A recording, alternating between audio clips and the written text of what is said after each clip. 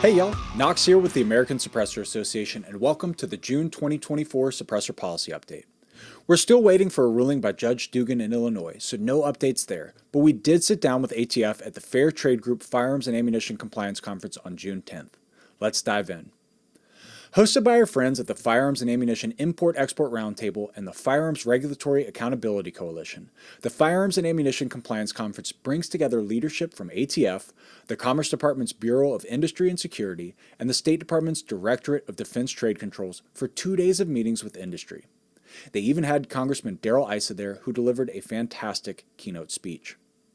All in all, the event was incredibly well organized and gave us an opportunity to sit down with NFA division leadership to discuss the challenges facing the suppressor industry and consumers alike. As the agency that regulates our industry, it is incredibly important that ASA maintains open lines of communications with our counterparts at ATF. On that note, we were able to sit down with new NFA Division Chief Stephen Albro, who took over full-time at the beginning of June. For those of you who have been around the industry as long as we have, you may remember Albro from his previous stint as NFA Branch Chief in 2009. Over the past 15 years, the NFA has transformed from a small branch to a division with 90 total positions. Chief Albro, we at ASA would like to officially welcome you back to the NFA world and let you know that we look forward to working with you to further streamline the process and ultimately eliminate wait times altogether. Speaking of wait times, NFA transfers are still getting faster. According to ATF, on May 1st, eForm 4s averaged 39 days for individuals and 156 days for NFA trusts. As of June 10th, those numbers fell respectively to 33 days for individuals and 130 days for trusts. According to our friends at Silencer Shop, the wait range for their customers applying as individuals is anywhere from 1 to 156 days, with a median wait of just 13 days. For trusts, the wait range is also 1 to 156 days, with a median wait of 78 days. Now, it's critical to note that those averages include old applications, as well as the 30% or so of applications whose NICS checks were delayed. ATF cannot approve an application until they receive a NICS proceed from the FBI, so if you've applied for an NFA item and you didn't get it back quickly, chances are your NICS check was delayed. So we asked ATF at the Firearms and Ammunition Compliance Conference for clarification on some of the numbers, and here's what we learned. About 70% of NFA-related NICS applications result in auto proceed. These applications are greenlit and processed for approval by ATF as soon as they get them back from the FBI. Of the remaining 30%, about 1/3 of them are cleared by FBI's automated tools, meaning no human action has to be taken to verify that the application can proceed.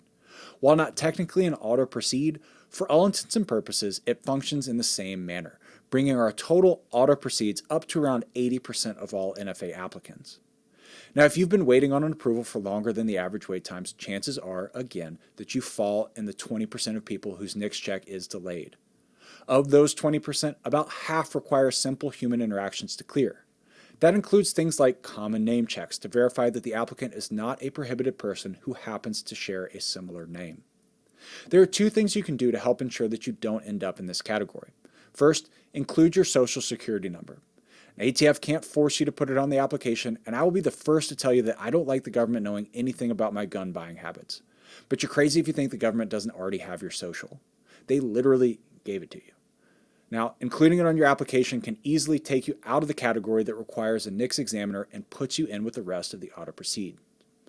The second thing you can do if you find yourself constantly delayed or wrongfully denied is apply for a voluntary appeal file with the FBI. When you do so, FBI personnel will research you and your circumstances and assign you a unique personal identification number, also known as a UPIN.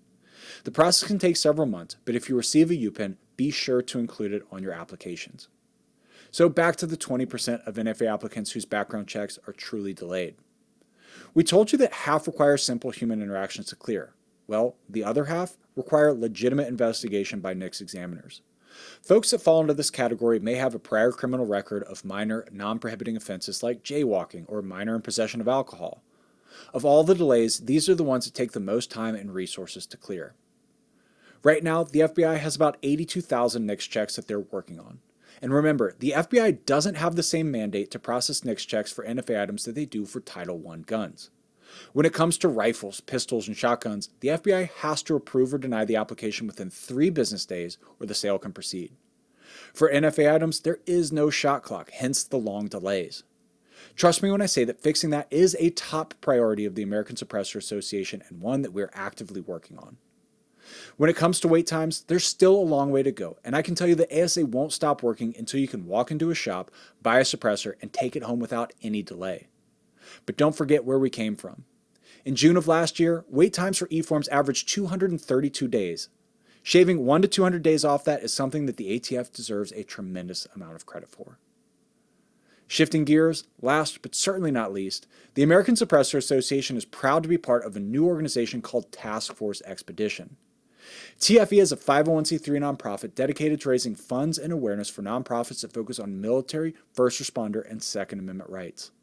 Help TFE out by visiting taskforceexpedition.com. That's taskforceexpedition.com to make a donation, and be sure to pledge it towards Team ASA Foundation. That's all for this month. Thank y'all so much for tuning in, and we'll see you again next time.